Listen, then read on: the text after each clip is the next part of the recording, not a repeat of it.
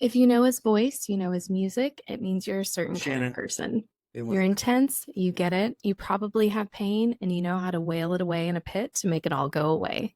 Welcome to the Scandalous podcast. I'm thrilled to be talking to a legend, Chad Gray from Mudvayne and Hellyeah. How's your day going?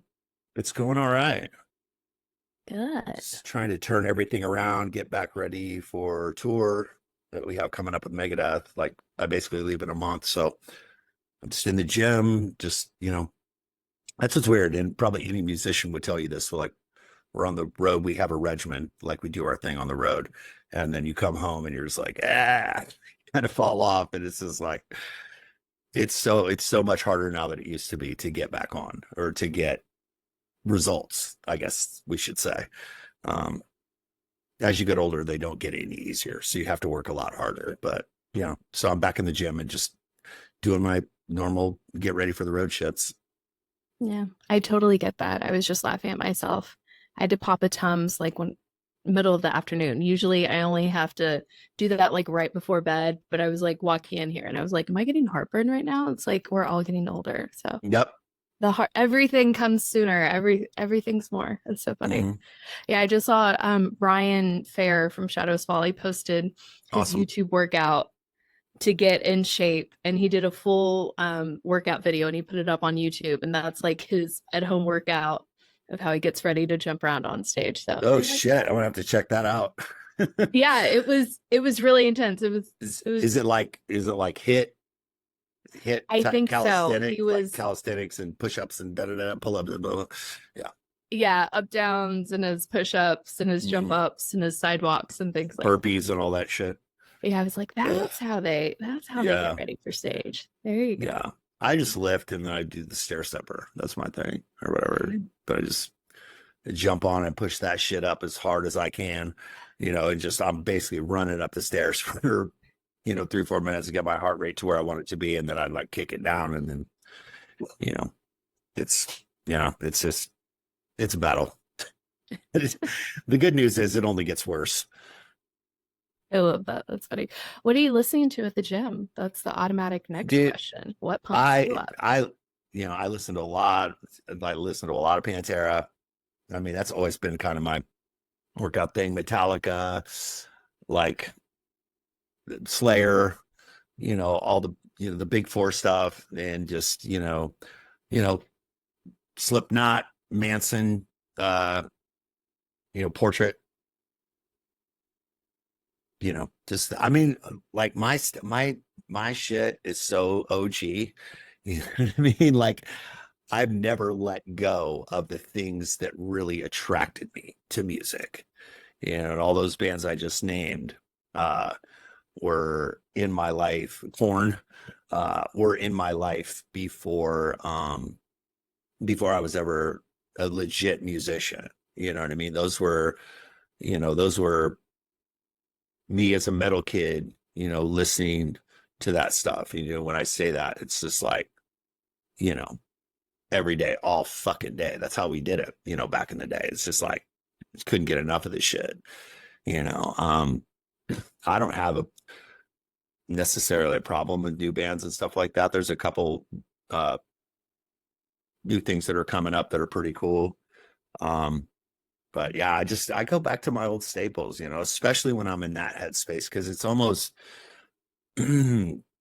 cathartic for me. It's almost like meditating, you know what I mean, to get in the gym because I basically I don't do all that crazy like the hit stuff. I lift. I just lift. So I just kind of like, you know, I just try to lift weight, you know what I mean? I'm not uh necessarily running around, jumping around and stuff like that. So no, and that's a great way to work out. Trust me, the hit stuff is just fucking phenomenal or whatever. But I just kind of lift and then I do a whole big ab thing and then I jump on the stair stepper and that's kind of my thing. But yeah, but I mean that's me. Like literally when I tell you that, that's my musical background. That's my musical influence. And I still listen to that shit and I always will. Like it'll never go away, you know.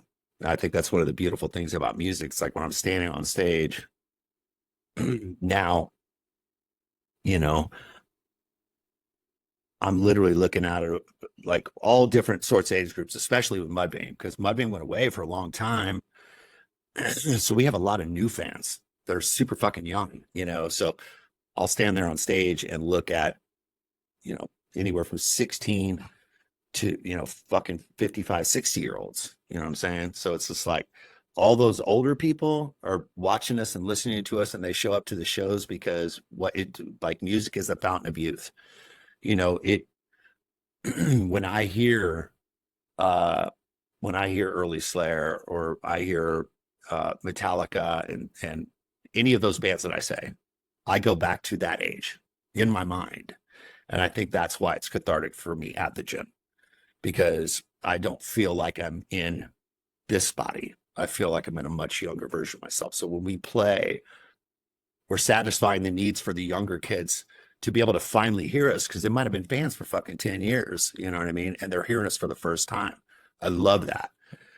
But then we're also satisfying that fountain of youth element to the older crowd. When they're standing there looking at me, they're standing there looking at me like they did when they were fucking 25 or whatever. It just like really transports you back. Music's fucking powerful. It really is, man. It's so powerful. um and yeah, so Yeah. back to your question, that's what I listen to. I don't know how the fuck I got off on that tangent, but I do that shit. So if you need to throw a lasso around me, feel free. Like, tell me No, stuff. that's actually the key to podcasting is you listen and then you be quiet and then you let people just go off, and that's where all the good stuff comes from. Yep. That's how I mean, that's personally how I enjoy interviewing. It's like when me and my wife did our first interview, like, I think she asked me a question and we just went. And we were just talking back and forth. And I absolutely feel free to jump in at anything, like anytime. It makes it, I think, more better for the listener to hear two people, have a conversation or whatever, to give it some reference.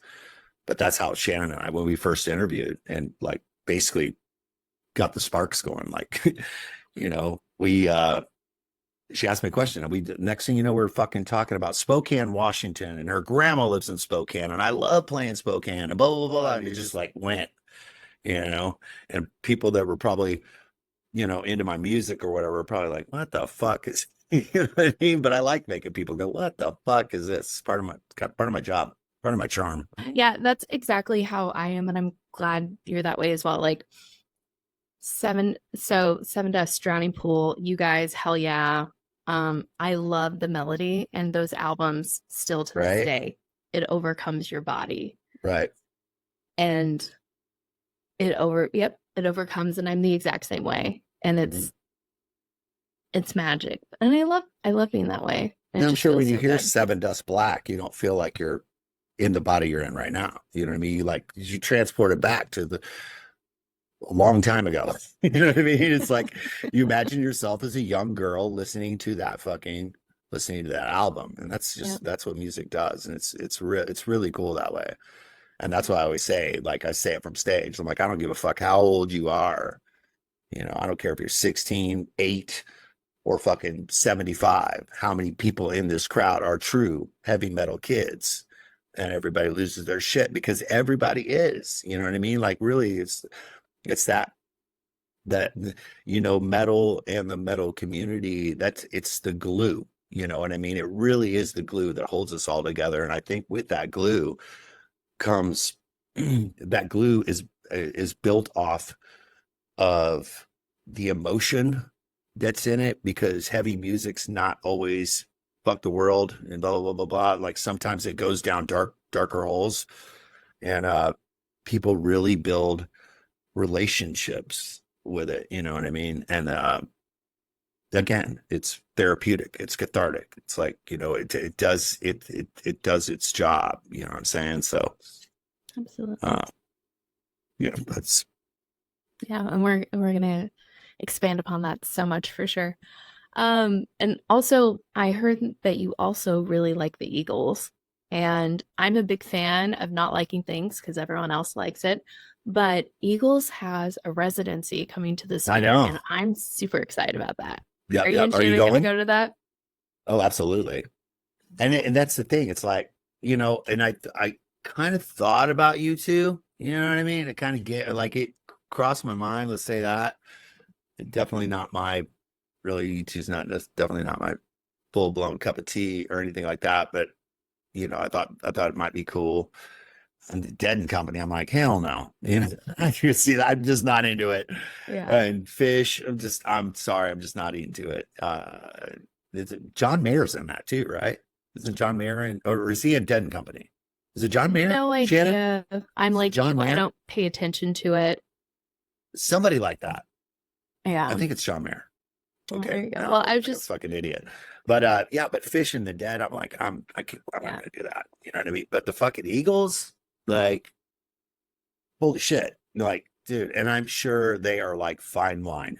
I'll bet they are playing incredible. I bet they are so good. You know what I mean? Just, you know, I bet they're really, really, really tight and really good because they always were, man. I mean, they have the fucking harmonies in that band are just incredible, like four parts, and they all sing and they all sing really well. And there's a lot of fucking talent on that stage when that band's playing for sure.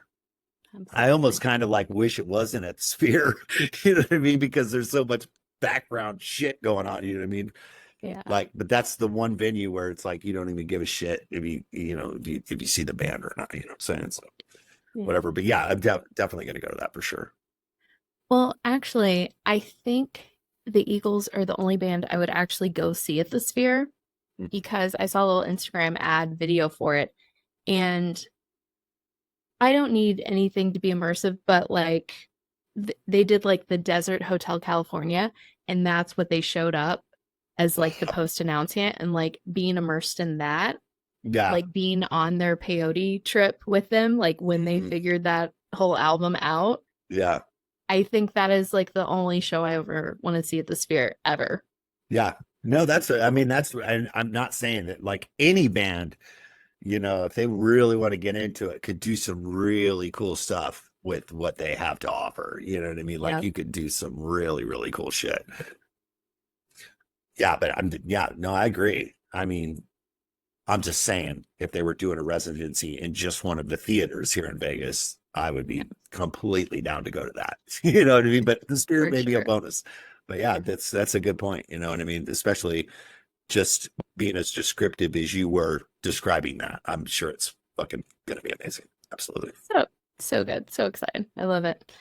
Well, I just wanted to, you talked about what music meant to you, and I just wanted to say what Mudvayne means to me. It's a culmination of everything I love about music. We were talking about what we like about music, and like I love the new metal and I love the heavy melody, heaviness, intensity, and the perfect amount of unhinged Hmm. is exactly the magic to your music, I would say. Thank you. So we're going to do some autobiography on you first and then get down to business with Mudvayne and Hellyeah. Sound good? Perfect. Perfect. I love it. So I heard on another podcast you were talking about your childhood and where the darkness actually comes from. And I honestly almost started crying when I heard you talk about it because it was so absolutely similar to my childhood and what I experienced. And I've never heard another artist be that real and specific and talk about what they went through like that. So I just wanted to touch on that a little bit because you've built a beautiful life for yourself. And I want people to know that it gets better and you really can make your life anything you want it to be, just like you did. 100%. Absolutely. Yeah, it was really it was really fucking dark. I mean, it was really, really fucking dark. And unfortunately, and we'll get to where my music fits into the darkness. Unfortunately, when you're going through what I was going through with abuse, neglect, um, spousal abuse in front of my eyes, and just what I was seeing, and alcoholism, and everything, and neglect, you don't run out and scream that from the mountaintops. You don't tell your fucking friends about that shit. Oh, my dad beat me last night. Say that shit. You keep it inside. So that life, that abused, neglected life is fucking lonely. It's a very lonely, lonely life. And I think that honestly, that's what inspires me to tell those stories. Um, loosely. I loosely tell them. I kind of set it up and then I allow you to take your own off ramps, allow you to make it applicable to your life, because I've never been a guy to go, this is what the song is about. Never been that dude, no matter what I'm writing about. I'll get going down a road but I leave things very open ended, vague and ambiguous. That's the key to my writing or whatever. But the biggest inspiration for me to do what I've done with music and tell those stories is for those kids that are trapped in their head. You know what I mean? Or for anyone that goes through that, whether you're a kid or a teen or a young adult, if there's abuse that's happening in your home because maybe your husband hits you or fucking vice versa, you don't know, you know what I mean? But again, you know what I mean? If your husband's beating on you or neglecting you or doing something horrible to you or whatever, you don't share that. Again, we go back to that very fucking lonely place. So I think what inspires me to write the stuff that I write, and again, leaving it open-ended so people can make it applicable to their life, is so they realize that at least one other person, you know what I mean? They can hear me sing about it and tell my story. And if they relate to it, then at least in their mind, okay, he's been through this too. Now I'm not alone. And reminding people that they're not alone is important to me. Another thing that's important to me is fucking empowering people, to, speak up, you know what I mean? Just because it's quiet, you know what I mean? And lonely, it doesn't have to be. There are places to turn. I'm sure now way more than there was back in my day. It's like fucking what you guess tell your principal or somebody at school and get shit rolling that way. Which my thing almost got to that point. You know what I mean? So, but again, I was protective of it, and that's another thing too, especially with fucking kids and dealing with abuse and stuff like that. Is like, they're fucking parents. You know what I mean? You don't want to get them in trouble. You know what I mean? I don't want to fucking say what I say, and then fucking next thing you know, the fucking cops are beating on my door and dragging my fucking parents off in fucking handcuffs. Are you fucking kidding me? Now I'm in a fucking foster home. That's the other side of scary too. You know what? There's a lot of scary shit going on in that situation, and I lived every fucking bit of it, every bit of it. You know what I mean?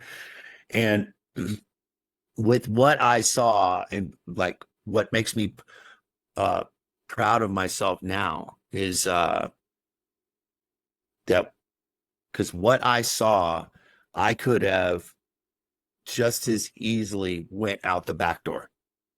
You know what I mean? I feel like I came out a front door, or at least a side door or something, maybe the side door. Because I'm not fully, hey, you know what I mean? Like I'm not full happy boy or anything like that, but I've never in my fucking life, and I never will ever raise my hand to a woman. Never. I would never fucking raise my hand to a child. Ever. And I get, man, dude, if like your fucking kids acting out and shit and you whoop them on the ass, I mean, to me, that's not great. Like, I saw a fucking much more aggressive side of that. I would have taken that ass whooping any fucking day versus what I got. You know what I mean? So, you know, it's just like anything I can do to help anyone, I'm down to do. Anything I can do to help, anything I can do to empower someone to want to make that change, whether it's being a fucked up situation like that or even alcoholism and finding a new way. There are other ways, you know what I mean? And I've recently found that or whatever because I was out of my mind and I had to make a change in that part of my life. And I think I'm better now because of it, you know? So there are things that you can do but you have to fucking want it. I mean, that's it at the end of the day, right? You know, it's like, let's just something as trivial as dieting. You know what I mean? Let's just say you want to lose fucking 20 pounds. You want to lose 20 pounds. You want to fucking lose 20 pounds? And eat an occasional ho ho and a ding dong and a Twinkie or whatever the fuck it is, you know what I mean? Or, you know, slice of cake or cookie or fucking candy. I'm a candy junkie. So, uh, or do you want to fucking lose 20 pounds? You know what I mean? Like you've got to commit. And it's like your life is that way in so many ways. Like if you are in a fuck situation like that as a child, there is a way out. There is a fucking way out, but you got to want it. And unfortunately, the fucking dice roll is what happens on the other side, you know, of that one. Like I said, you don't want people coming and no kid wants that. See their parents fucking drug off in handcuffs, no matter how bad they're fucked up. Well, maybe there's some kids that wouldn't care. You know what I mean?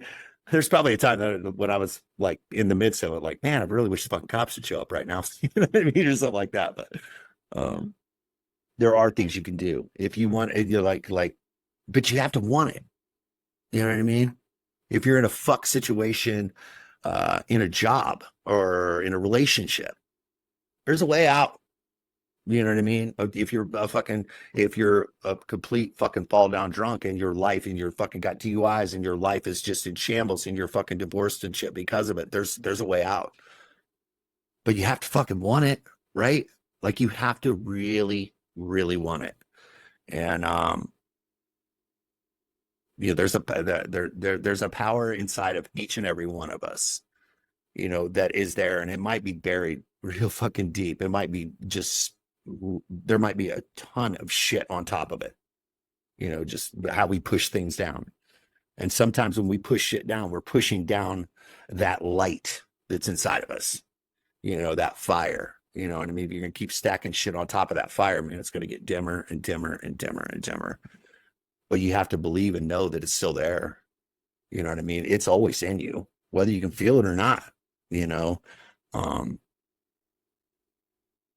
so that's kind of just, I want to make people feel secure. I want to make people feel empowered. And I think music does that. I always felt it, you know, like all those bands that I said before that I still listen to in the fucking gym or driving down the street. Those bands always made me feel fucking powerful. And I had nothing, man. Like heavy metal came into my life in that part of my life, right?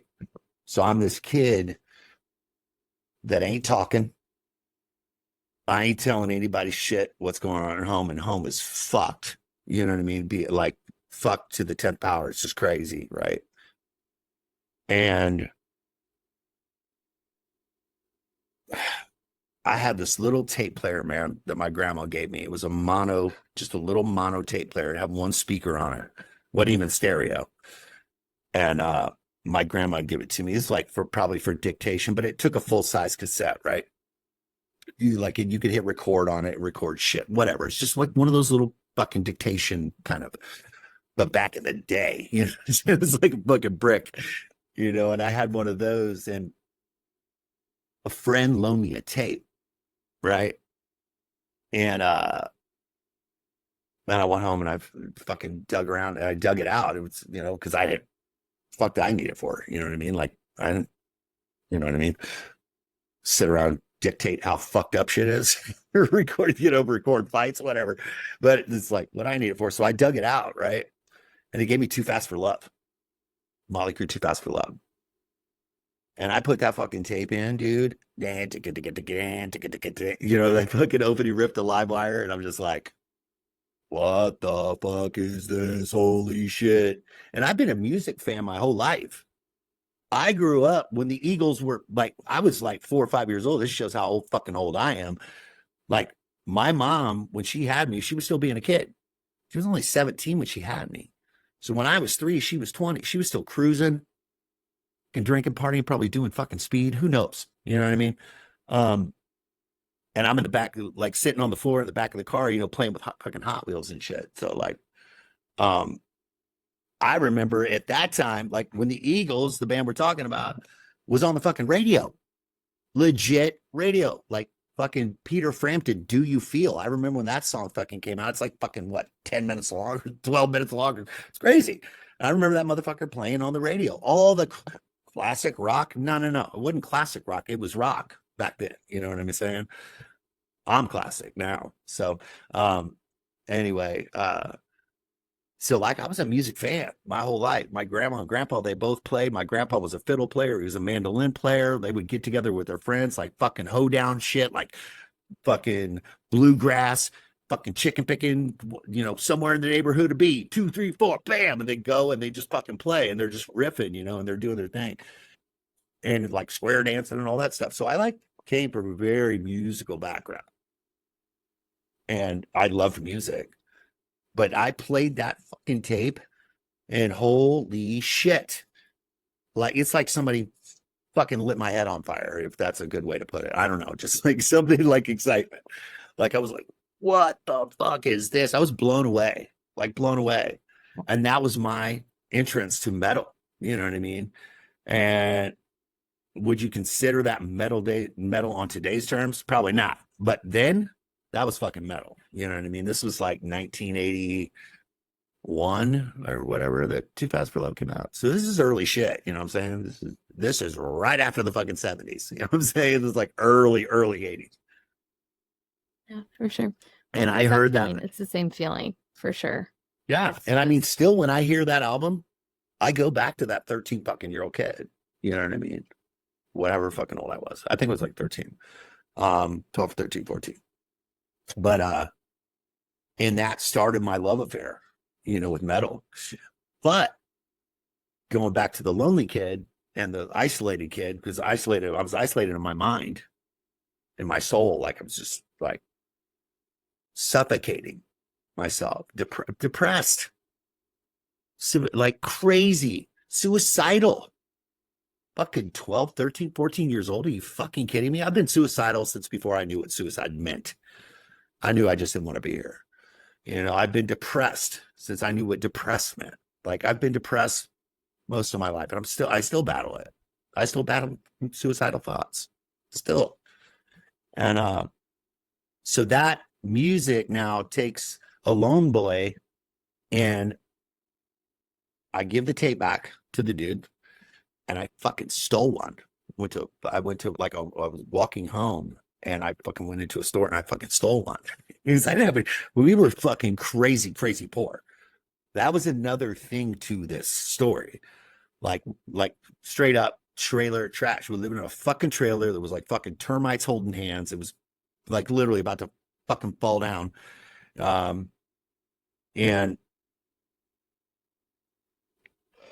where was I going with that? Super poor. Yeah. Hold on. I kept a straight face through termites holding hands. That's like a really funny thing. Yeah. Termites holding hands. It really was. Yeah. So, but like, I cannot remember where the fuck I was going with that. Listen to like through enough music and I see you as you report your better self. Yeah, I completely jumped off that train of thought. Anyway, whatever. But we were really, really fucking poor. And but that music, so what that music did was, so I that's what I was. I sold the tape, right? So now I have my own Motley Crue tape. You better fucking know, like I didn't have shit. I didn't have anything. I was fucking grounded to my room for years. Years. With my mom, my dad, and my little brother, who was their biological son. On the other side of a closed door, being a family. I had to listen to that shit. So I'm grounded in my fucking room. I've got nothing. We've got nothing. We're fucking poor as shit. I was absolutely made fun of all the time at school.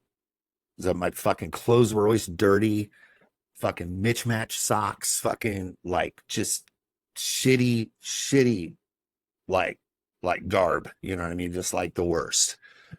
And I just got fucking messed with so bad for that shit. So you know, but what that music did for me, it was almost like giving a person a fucking red beacon. Like other people in my school, other students, I'm like, you could just tell. You could tell metalheads, even at 13 years old. You know what I mean? I had friends, but they're more friends in my neighborhood. I didn't really have friends at school because I was always getting fucked with. And Yeah. so anyway, the red beacons. So it's like, now it was like, oh, you could tell by the way they were dressed, fucking jean jackets and shit like that. Like, that's what you look like when you're a metalhead. So from that, now I get this new collective of friends, from metal music. Well, guess what? Now, because of metal, because of that fucking tape, now I have something to be a part of that's bigger than myself.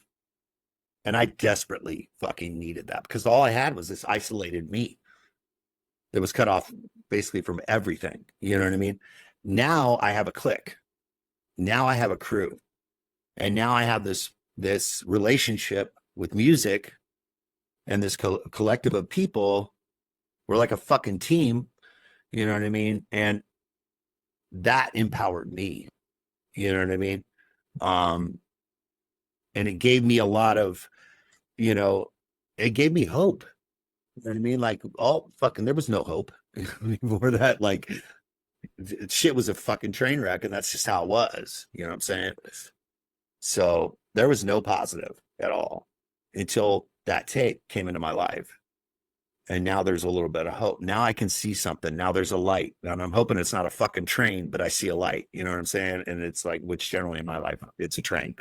But now I've got some hope and I've got something to hang on to and I've got something to embrace and something to be a part of, and that's what metal did to me. And that's why my fucking loyalty to it is as intense as it is. Like I am intensely loyal to what metal does and what it brings to the table on so many fucking levels. And I'm nothing but all I can do is applaud every fucking band, you know what I mean? Like no matter how big or small they are for doing it for real, like for doing it. And you just like, for the bands ahead of me, man, for fucking paving the way, man. Like, like the road's been fucking being paved, you would say, in metal since, Ozzy and then just whatever, the Sabbath and shit like that. It's just, Priest and fucking Motorhead and stuff. It's like all those guys just laid it down. You know what I mean? We kept finishing it, they might have poured that initial uh they might have poured that initial pad and then we came along and we cleaned it up. Every band does a little something for it to keep it up. Maybe the next group of bands will be hanging fucking pictures on the wall. You know what I mean? Like whatever. We all do our part to continue and grow the legacy that is metal. And it's so fucking important. And I hate the goddamn idea of it going away.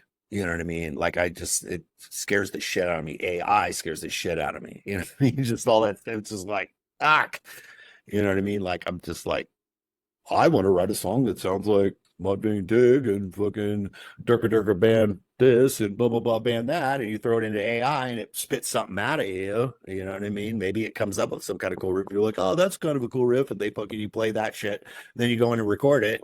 And now it's a song. It's like, fuck that, man. Yeah. Everything comes from somewhere. You know what I'm saying? That's what I love about the bands that really fucking do it. Yeah. The riffs are as important as the lyrics. The riffs are as important as the vocal melodies. The drum beats are as important as the riffs. It's like everything is like, it's all so important because it's all some people speak through their guitar, so that is them wearing their life on their sleeve. That is them, putting it out there. I'm trying to think of a word. That's the expression of their feeling, basically. Yeah, absolutely. It's expression, but it's vulnerability. You know what I mean? You put it out there, man. Just like, you don't know if people are going to fucking embrace it or stab you in the fucking heart. I mean, that's what the scary side of music is, man. You just really don't know how people are going to receive it. Especially, that's one thing that I loved about Mudvayne, because we were so all over the place. We really didn't fit necessarily in a particular box. You know, some of our songs are completely melody driven. You know, they're very singy and stuff like that. Some of them are very aggressive, and it's just like, you know what I mean? It's hard to pin that down. You know what I'm saying? Because we were pretty broad with our boundaries. And I love that. You know, that's one of the things I loved about that music. But I felt the same way about Hellyeah. You know what I mean? I thought we were very, you know, we had aggressive shit, but then we had very, you know, very like a lot of melody. Benny fucking loved that. I mean, he loved it, you know. You know, so yeah, man. It's just like I just like everything is an extension of you, whether you're a drummer, guitar player, singer, whatever. It's an extension of you. And I'm afraid now that a lot of people just want to be in this business to be successful. You know what I mean? And there's a difference. Like I felt like music, and not that I'm better, like not that I'm better than anyone. I'm not saying that at all. I'm not that fucking dude. I'm not better than anyone. But I needed this, and I kind of fucked up. I'm going to be honest with you. When I started doing this, I was telling those stories, right? All those songs on LD50, you know, like writing them, putting them together before we even had label interest or whatever. You're still writing them, and you're rehearsing, you know, 3-4 times a week, and you're doing your thing, and you're in a band, blah, blah, blah, blah, blah, and you're playing out and stuff, but you're always working on that new shit, you know? So I was like really just like unloading a lot of stuff. I thought it was like exercising demons, you know what I'm saying? And it's just like, man, I fucked up, honestly. Then I recorded it. And then all of a sudden it hits me after I play a few nights in a row, like being signed and being on the road and being on tour. Holy shit. I have to sing about this every night. Well, unfortunately, the way that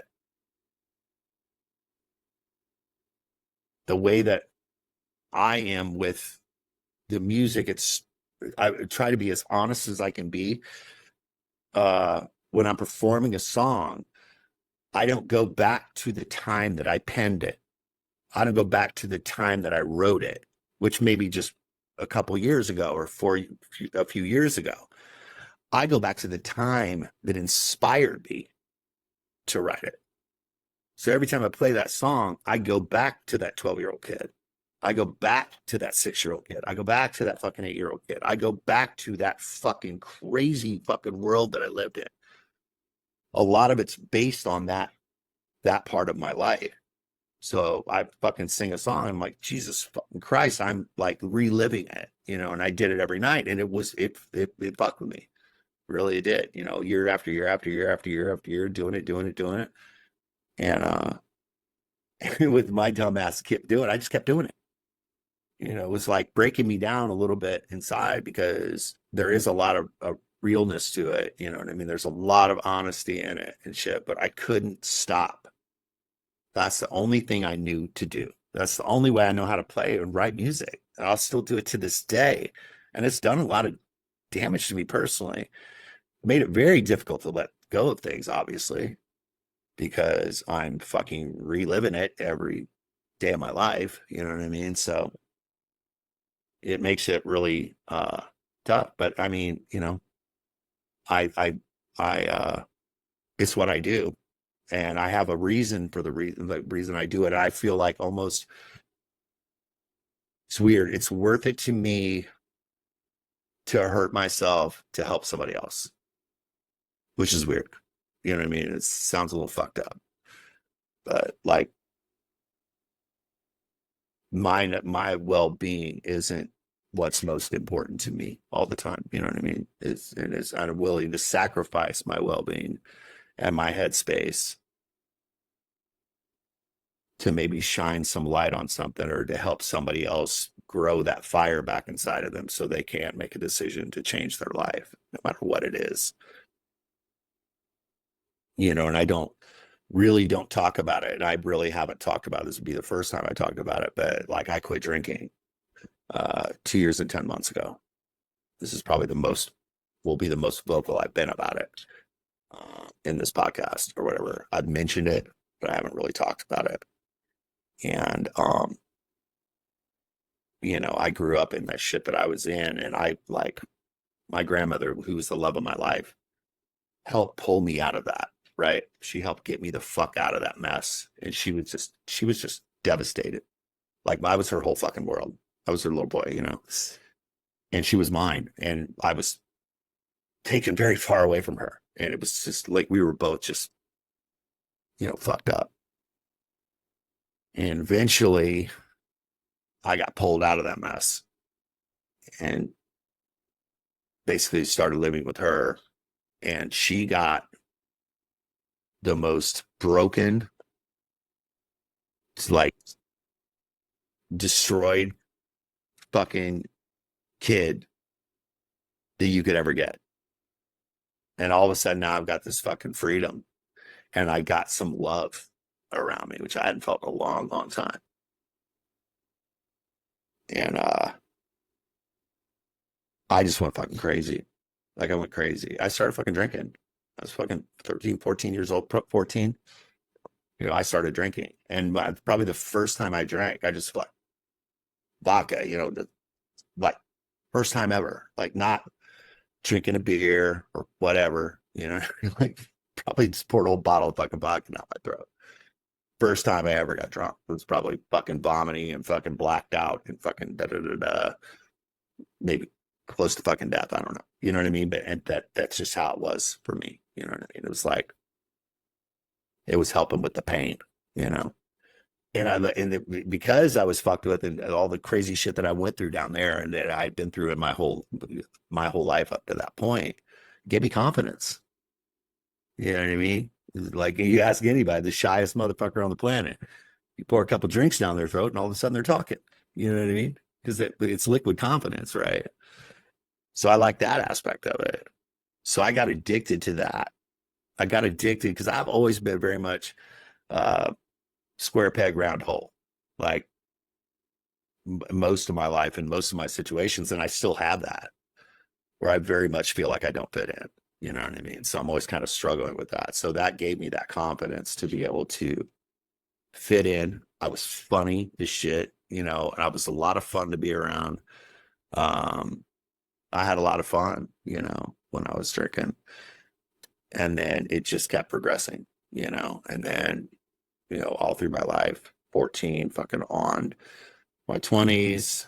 And, you know, again, I was just a fucking wild man, period. I was just out of my fucking mind. You can ask anybody, even in this business or whatever, that knew me at the end of my drinking days, is like, that motherfucker was like, I was the guy you didn't want to invite to your party. Because I'd probably come into your house and fucking kick all your shit over and jump off your table and, you know, whatever. You know, it's just fucking wild, man. It was just crazy. Yeah. You know, so. Yeah. But like that was my whole thing. So all through my 20s and shit. And then I get in a band, you know, and then we start touring and that fucking lifestyle, you know what I mean? And I just embraced the fuck out of it. You know, drink as much as I could drink. Some drugs, you know, but it just continued to grow and grow and grow and grow and grow, you know, and I'm just like,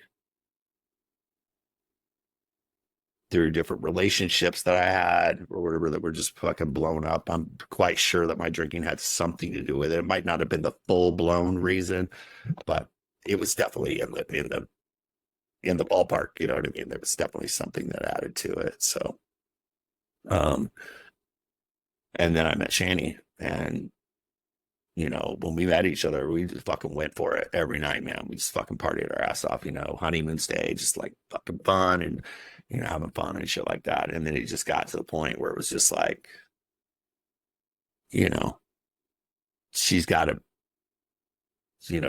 pick up all the fucking pieces, you know, from destroyed me, you know.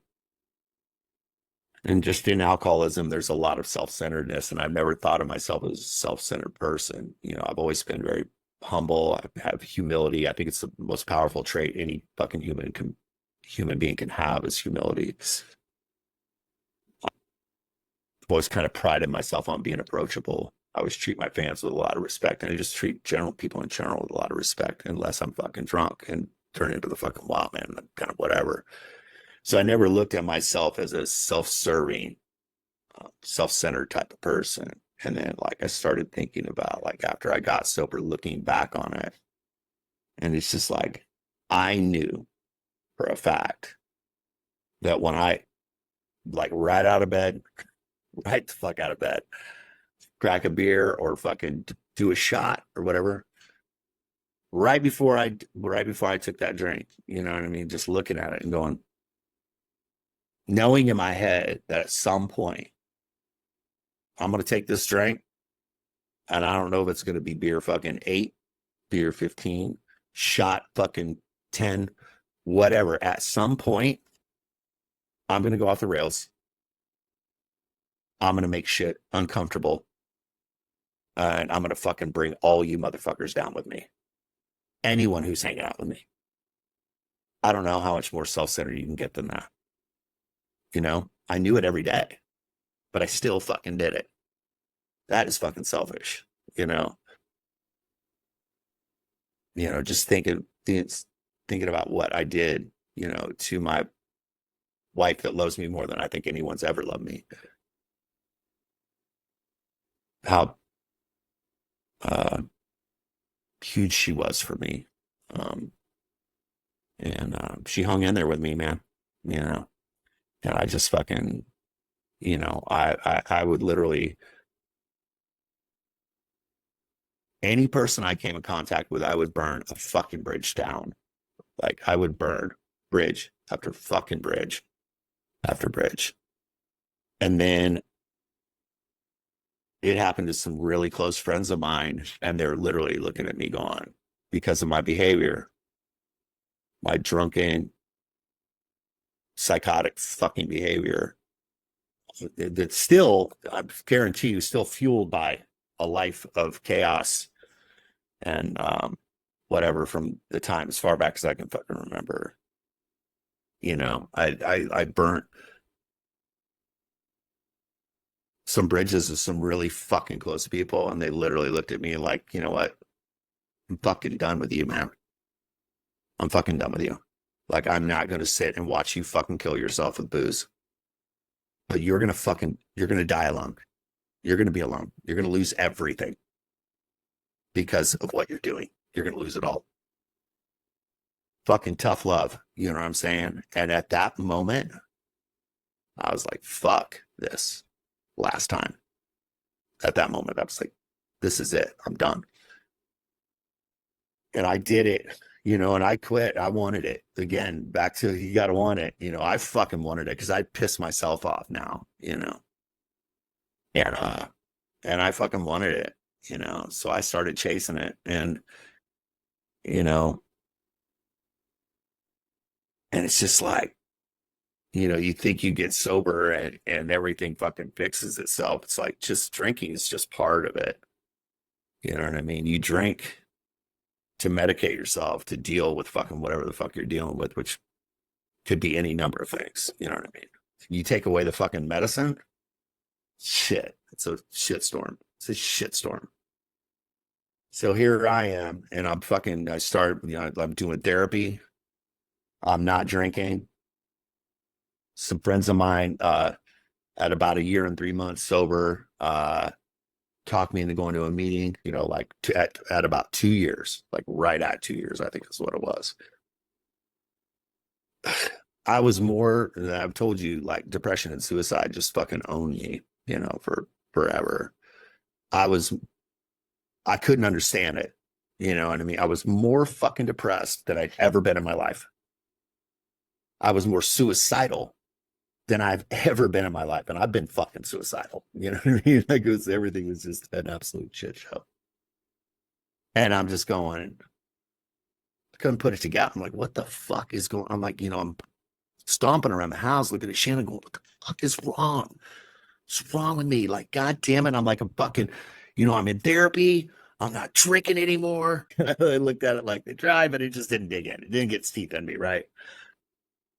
And, just doing that all the time. Like I was so fucking angry, so pissed off, so fucking angry. And then, you know, I'm laying in bed one night, right? And I'm laying next to Shannon, and we just watch fucking like true crime and bullshit like that, forensic files, those kind of shows. Like we always lay in bed, watch those, and she falls asleep in 10 minutes. So I'm watching this fucking show, and she's laying there, she's sleeping, and I'm looking at her, I'm just like fucking looking at her, almost like welling up, just like, man, I love that girl so fucking much. She's so amazing. She's been so good to me. And then I look to my left, and there's a pistol. And I'm just looking at it, and I'm just like,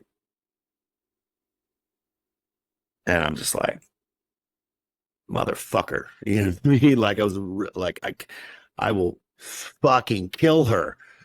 Literally, I might as well put it in her mouth and pull the fucking trigger. You know what I mean? Like it would absolutely destroy her if I were to do anything like that. But I mean, it was right fucking there. It was like I was probably the closest to the edges I've ever been, and I've been fucking close before. I've had a gun in my mouth before, trust me. And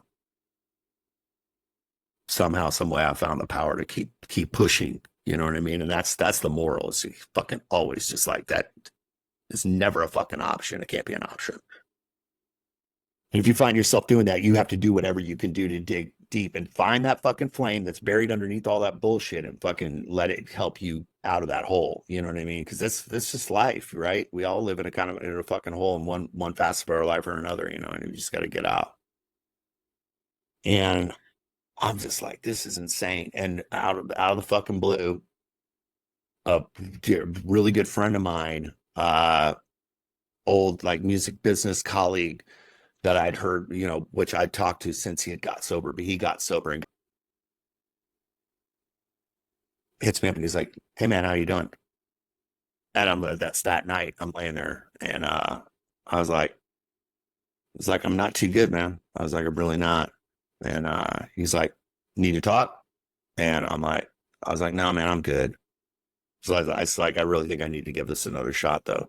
Now go fucking help other people. And that's what it's all about. It's all about helping. Which fit right in with me because I've been helping or trying to help for so long, and then I was getting it back.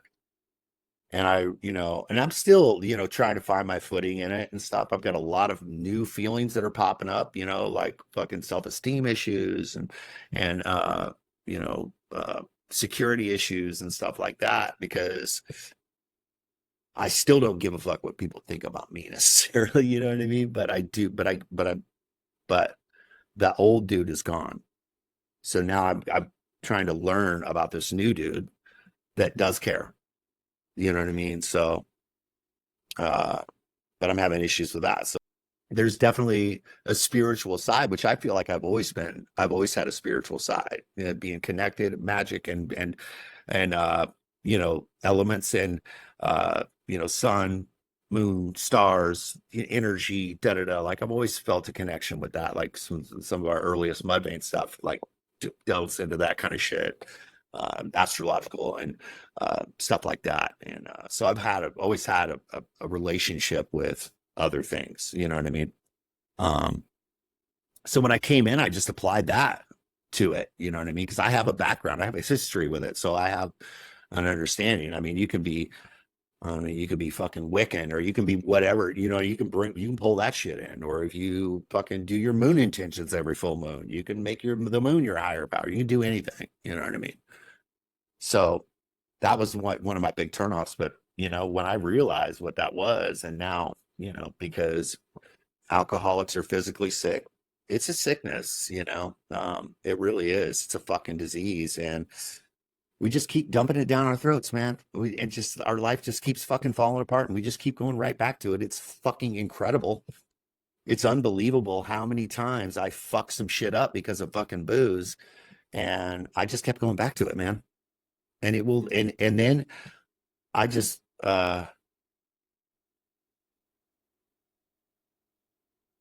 this is something really personal or whatever. I just found out 4 days ago that my biological father died. I found out 4 days ago, and he died 2 years ago. I don't know what it was inside of me, but I called but something was compelling me to call my Aunt Tina, his sister. And I haven't talked to her in years. And I had a friend that was friends with her on Facebook. It's just like, if you could, man, could you just hit her up? I'm just kind of curious, is my dad dead or alive? You know what I mean? And like literally I had said, can you hit her up? He's like, sure, man. 5 minutes later, my phone rings. It's like, Litchfield on. I'm like, fuck that shit. It's got to be spam. She leaves a voicemail. She's like, hey, this is Anthony. I'm like, holy shit. So I called her, and it's like, I'm just wondering about my dad, and I could hear it in her voice. And then she told me, and he died of alcoholism, and that's what this will do. Like you can trick yourself into thinking that it's okay. The DUIs and the fucking destroyed fucking marriages and all the fucking damage, the friendships, all the damage that shit can do. But don't even think for a fucking second it won't kill you, because it will fucking kill you. It is fucking poison. And I was an alcoholic in the sense that a true fucking alcoholic, I can count the number of times on one fucking hand that I had 2 drinks and went to bed, or 2 drinks and stopped.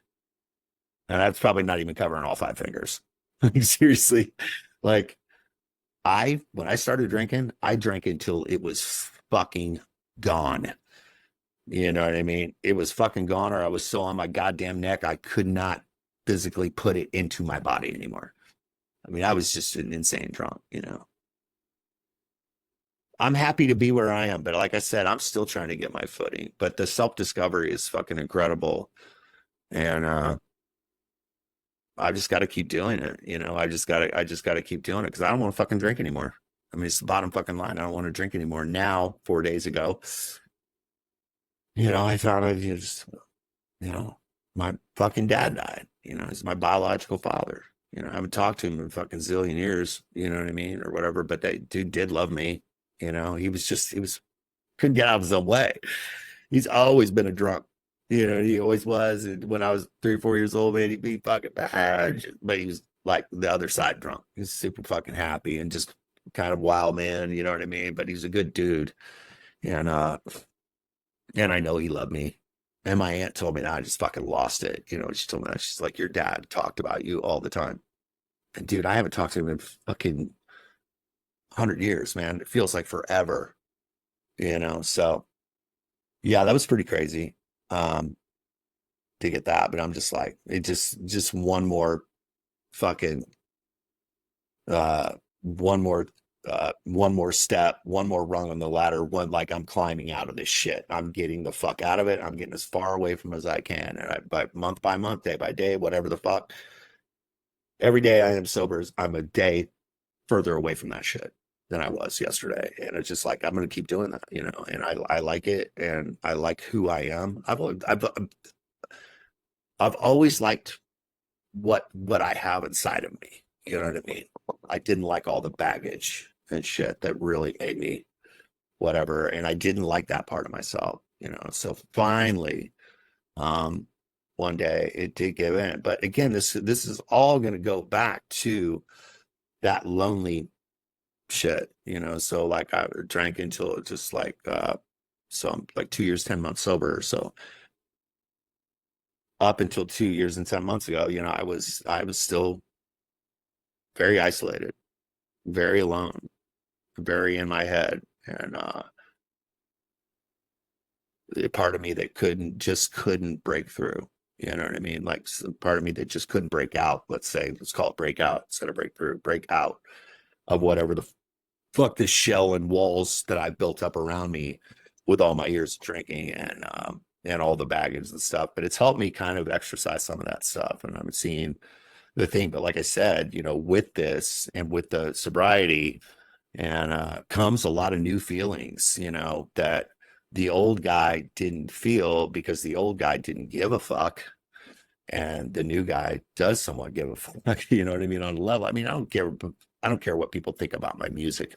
I don't care what people think about me or whatever, but my friends, I care about what my friends think about me, shit like that. I guess that's how I should say I give a fuck. I give a fuck how you know, feel about me or my wife feels about me and stuff like that. But as far as like professionally, whatever. You can't fucking please half the fucking people out there, so I don't even try. Just do what I do and run it up the flagpole. Fucking salute it if you want.